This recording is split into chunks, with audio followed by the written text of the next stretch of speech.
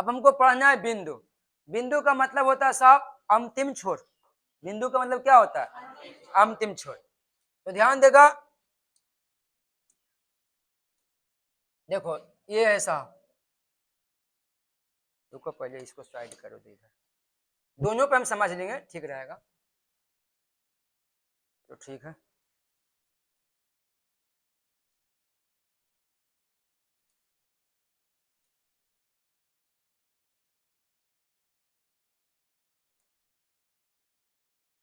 ये हो गया।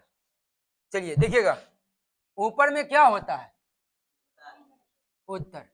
नीचे क्या होता है? दायां हाथ और बायां हाथ, हाँ पश्चिम। तो देखो भारत की सबसे उत्तरी बिंदु जो है ना, वो इंदिरा कौल है। भारत की सबसे उत्तरी बिंदु जो है वो इंदिरा कौल है। और भारत का सबसे पूर्वी बिंदु जो है ना, किबिथु है, किबिथु है। और भारत का सबसे दक्षिणी बिंदु यहाँ है साहब, हाँ, इसका नाम है इंदिरा पॉइंट, इंदिरा पॉइंट। और भारत का सबसे पश्चिमी बिंदु जो है, हाँ, गुहार मोती है, इसको गौर माता भी कहा जाता है, गुहार मोती है, यह है भारत का बिंदु।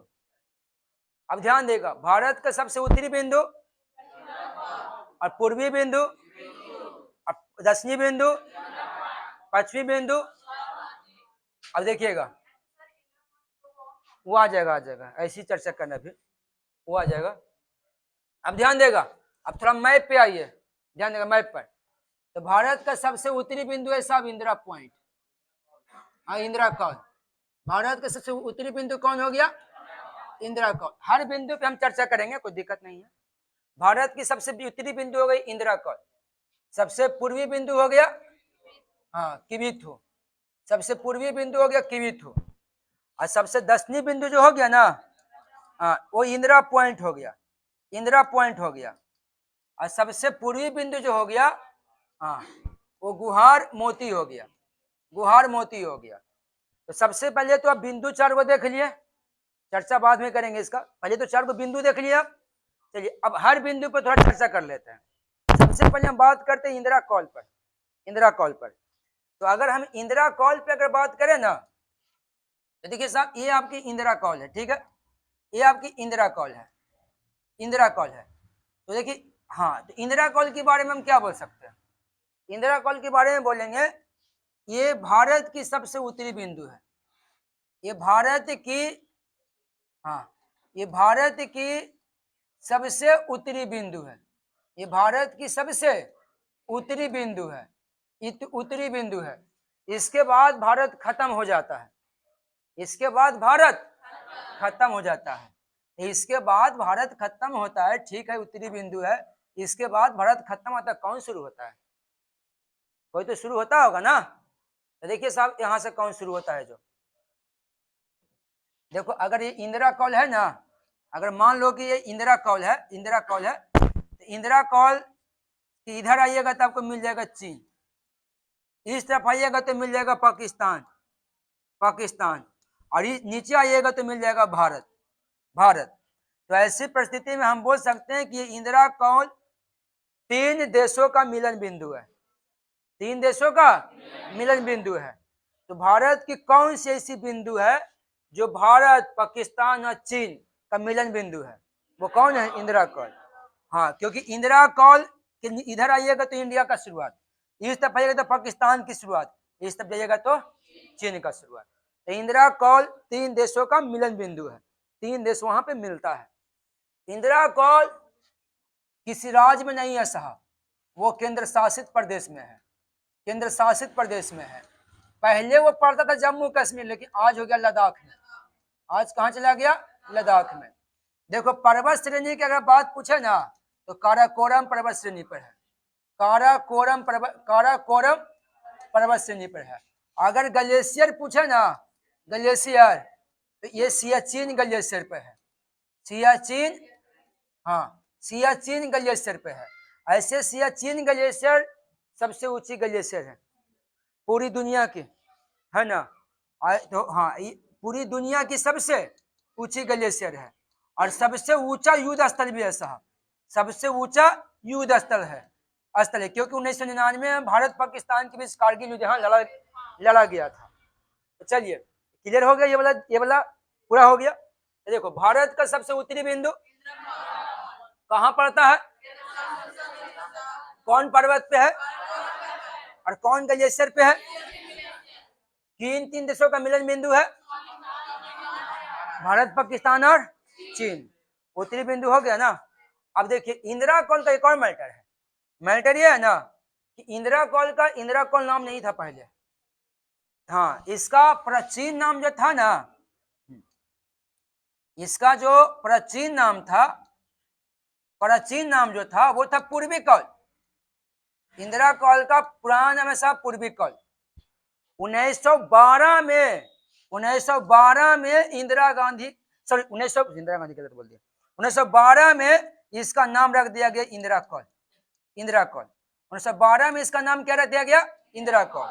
तो जिस इंदिरा कॉल के बारे में आप पढ़ रहे हैं उस इंदिरा कॉल का पुराना नाम है पूर्वी कॉल और 1912 में इसका नाम रखा गया इंदिरा कॉल।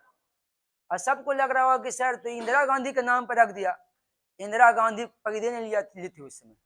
इंदिरा गांधी का जन्म हुआ 1917 में, नाम रखाया 1912 में। जौन इंदिरा गांधी के नाम रखाई से पहले ही इसका नाम रखा गया था, वो भी 5 साल पहले, है ना। इसका नाम, इंदिरा कॉल का नाम देवी लक्ष्मी के नाम पर रखा गया। लक्ष्मी जी का भी एक नाम इंदिरा है, समझे। तो पूर्वी कॉल का नाम जो इंदिरा कॉल जो रखा गया है वो इंदिरा गांधी के नाम पर नहीं रखा गया है, हाँ देवी लक्ष्मी के नाम पर रखा गया है। लक्ष्मी जी का भी एक नाम इंदिरा है। क्लियर। चलिए अब आते हैं पूर्वी बिंदु। भारत के पूर्वी बिंदु की अगर बात करें तो भारत का पूर्वी बिंदु कौन है, हाँ भारत की पूर्वी बिंदु जो है साहब वो किबिथु बिंदु है। किबिथु बिंदु है। तो देखिए ये किबिथु बिंदु जो है ना, वो अगर राज्य पूछे किबिथु बिंदु किस राज्य में है, हाँ किस राज्य में है, तो ये है साहब अरुणाचल प्रदेश। अरुणाचल